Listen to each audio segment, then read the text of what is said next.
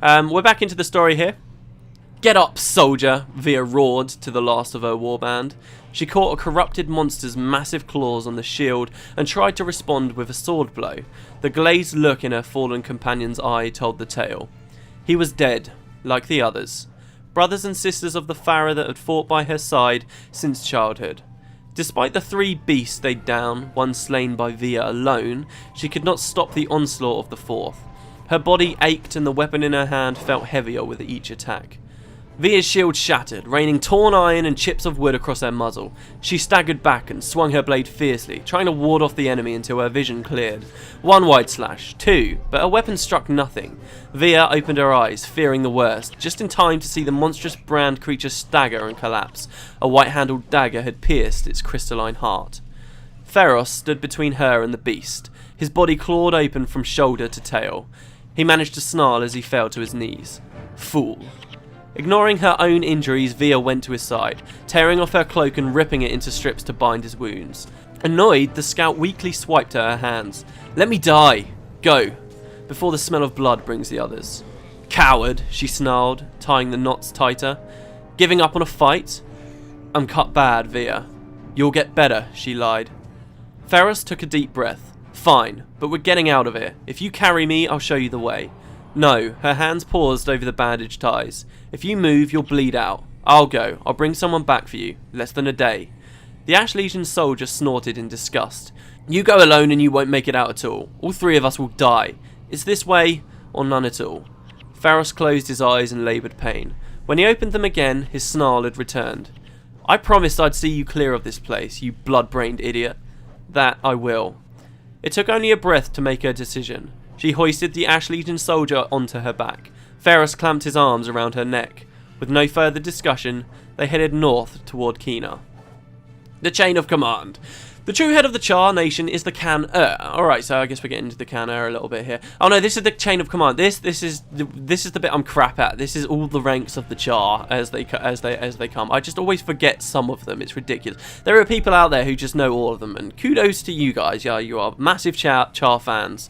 The Charr, he ranks above the imperators of all 4 high legions and coordinates all the armies of the Charr. I like how it says of all 4 here as well. That's a really nice touch because the Charr is obviously an ancient tradition, I guess, if you can call it that, a tradition.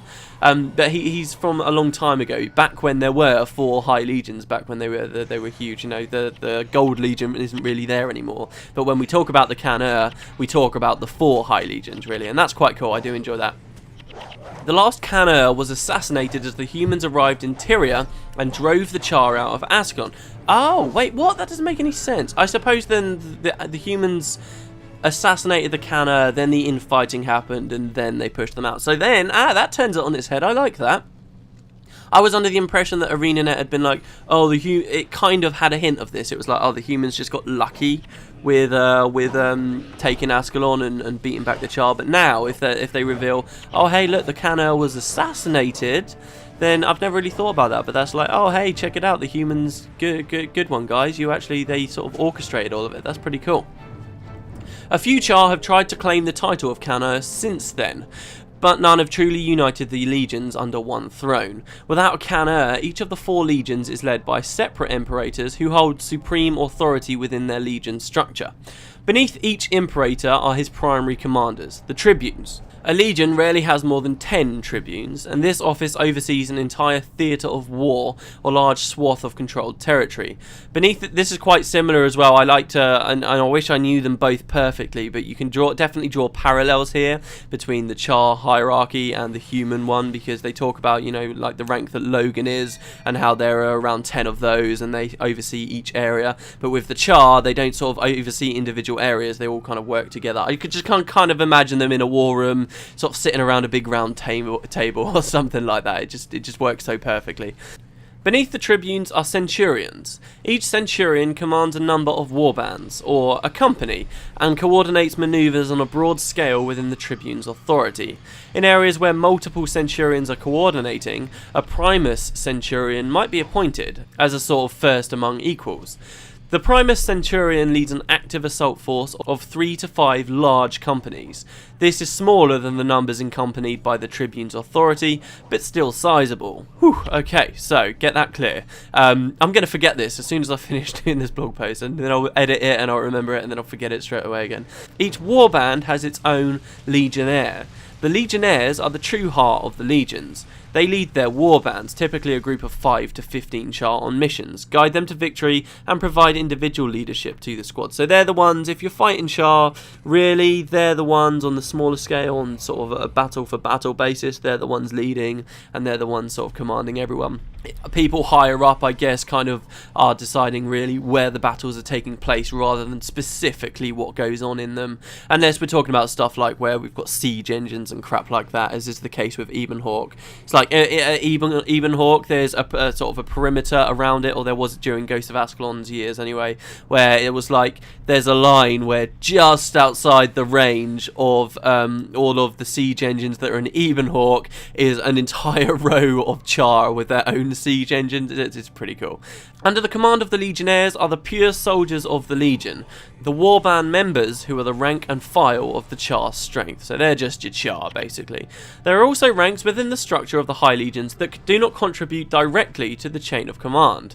A brevet is a temporary field command used in times of emergency. Quaestor is the legion title for quartermaster, a position typically held by an older soldier whose skills on the field have lessened, but whose experience in administrative guidance are extremely valuable.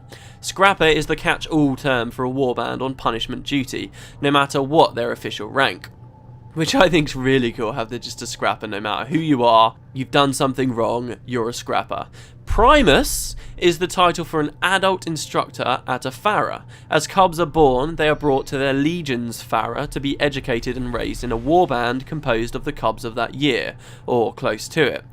See, that's kind of weird, I suppose. What, are they suggesting that you get one warband out of all the cubs of the year per legion? That doesn't make much sense, does it?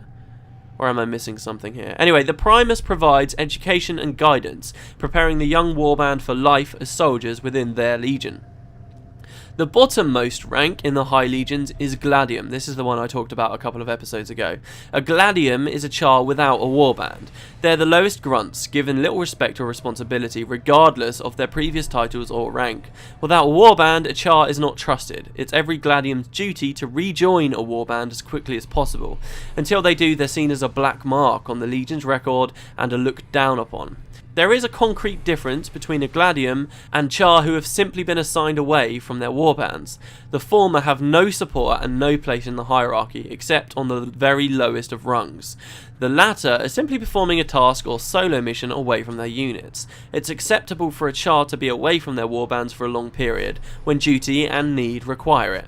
But Charr on independent duty, unlike Gladium, always have their units to call on and return to when their missions are complete. So that's kind of, I suppose that last paragraph there is ArenaNet basically sitting down and saying, oh hey, this doesn't mean that Charr are never going to be alone. It's not like that at all. You will find Charr off doing their own thing for a bit. It doesn't mention it here, but of course a Gladium, a very important Gladium of course, is I keep forgetting her name. The leader of the Vigil, that woman. She's a Charr Gladium. She completely removed herself from Charr military hierarchy, just completely distanced herself from it and set up basically her own organisation to fight the Elder Dragons, which she thinks are the bigger threat, which I suppose is quite wise of her. Also, isn't Ritlock a Gladium at one point, or was he just a Charr that was assigned to a different warband?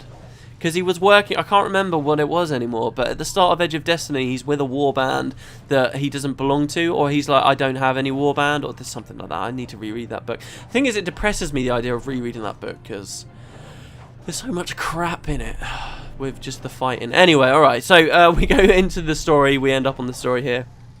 And that is basically the blog post complete. We do have another bit of concept art of a Charr. There's not much concept art on this one, actually. There is another bit of Charr there which I can put up as we read out the final bit. So here we go. The young Primus of the Farah raised an eyebrow when he saw a blood legionnaire striding towards the pits. Her wounds had not yet healed from a trip through the brand, and trails from her massive claws were still fresh on her body. In her arms she held a dark-furred cub, not more than 2 weeks old. Blood Legion, the Primus scoffed. This is an Ash Farah. I know where I am, the warrior snarled fiercely, baring her teeth. Take the wretched thing and be done. Despite her words, she held on to the cub for a moment longer, brushing back the fur from his ears, and letting the baby tug playfully at her clawed finger. Who's the father? The Ash Primus asked curiously.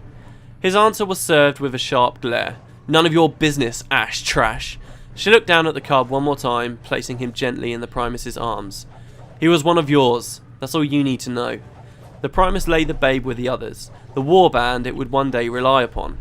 Does the cub have a name? He asked cautiously, calling to the Blood Legion warrior as she walked away. She paused, looking back over her shoulder. Veros, she grunted. The Blood Legion warrior rested her hand on a white-handled dagger that hung at her belt. And Primus? Tell him that his father was a coward. After a moment she murmured softly, then make sure he turns out the same way. Via lowered her head as if shouldering a burden, and silently left the Farah.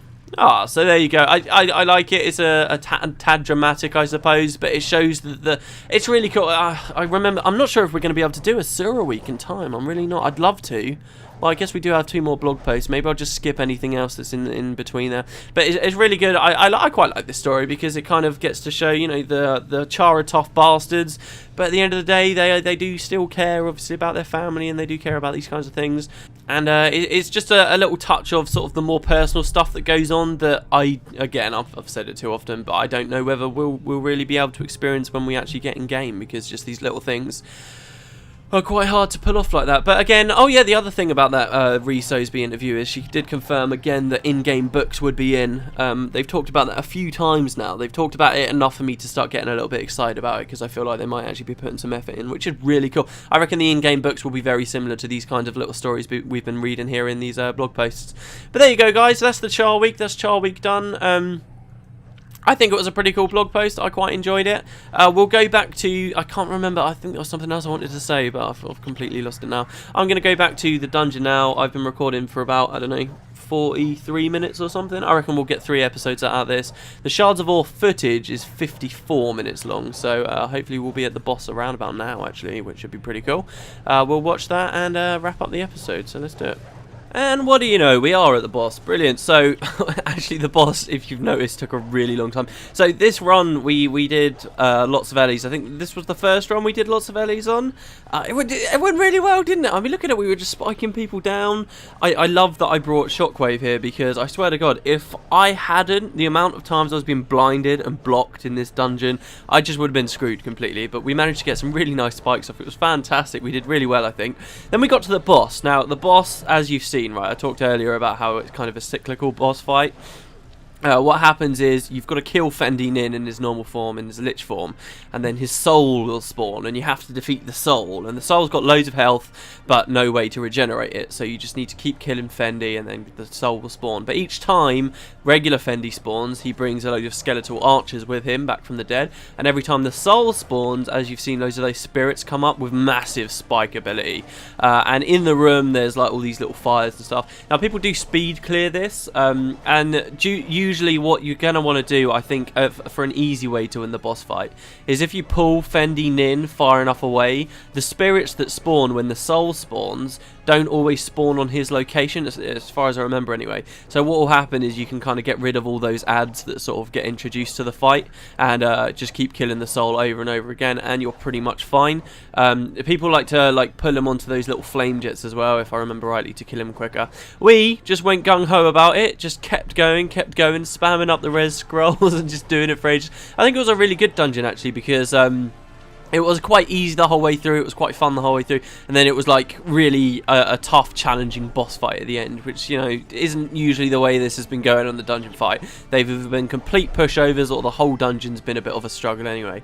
There you go, down he goes, and of course this is one of those lovely dungeons where ArenaNet were nice enough to have the NPC follow you down, so you can just speak to Chandra and grab the quest reward straight away. Then when you zone out, you can just grab it again and assumedly just keep repeating the dungeon, which is pretty cool. Anyway, we open the chest. There is an item that you can get from this chest. I think it's called a bone cage. It's been so long. I feel really bad. Like, I used to know all this stuff like the back of my hand. I think it's called a bone cage staff. Is the one you get here. But it's a pretty cool skin. This is why people speed clear it. It was actually quite a fun one to speed clear, as far as I've heard. I've never really been one much for speed clearing. But anyway, you can speak to Chandra, and she says, "This day the sun sets on the soul of a free woman. The tide of our destiny may ebb and flow once again, but for today you have our gratitude, Matt." Wow, I did not give myself much time to read that. So there you go, that's it. Lots of bones in here as well. I think this is a pretty cool like room here at the end. But yeah, so that's the Shards of Ore. It's a cool dungeon. I hope I managed to film the people running around with a little flame stick and stuff. I hope I managed to film that clearly enough, because there's some cool little, I don't really want to call them puzzles, because it is usually just, hey, carry this to here, to here, to here. But it's pretty cool anyway. That's like one thing I guess I miss about these dungeons that other games do, like secret passages and stuff like that. Like, they did have the capacity to do it in Guild Wars. They did, because like we see in Frostmour's, there's a secret passage there and stuff. But they just didn't do it enough, I don't think. But anyway, so yeah, I'll cut it till we're waving out goodbye. You don't need to see this crap. Okay, there we go. Thanks very much for watching, guys. I hope you enjoyed the episode, all 3 of these episodes. And I will see you next time. See you next time, everyone.